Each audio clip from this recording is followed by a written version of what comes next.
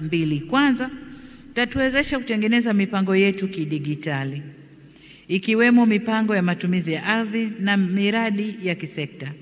Lakini pili, itaondoa migongano katika mipango ya matumizi ya ardhi kwa kuziwezesha taasisi za umma kupanga kwa pamoja. Sasa hivi ni kawaida kuona kwamba kwa mfano kuna eneo, kuna mradi unaendelea, mradi tu kumalizika inakuja sekta nyingine, wanataka kupitisha kitu eneo lile lile, na pale kuna mradi mpya ndo kwanza umejengwa, inabidi kubomoa kupitisha kingine, halafu mradi huu ujengwe tena upya au ufanywe marekebisho. Tutakapokuwa na taarifa hizi, wote tutapanga pamoja. Tunapokwenda kujenga barabara mpya, sekta ya mawasiliano itasema sisi tunapitisha mkongo hapo, eneo la mkongo utapita. Wengine watasema tunapitisha nyaya za umeme, eneo la nyaya za umeme zitawekwa. Wengine wanasema tutapitisha jambo gani, bomba la maji, sehemu ya bomba la maji itapita.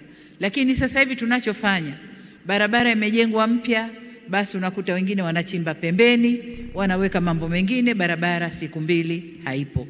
Kwa hiyo mradi huu utakwenda kutusaidia kupanga kwa pamoja na maendeleo ya nchi yaende kwa pamoja. Lakini pia itakwenda kufanya tu sura nzuri ya nchi, sababu sasa hivi ukipita nchi nzima mawaya yanapishana huko juu.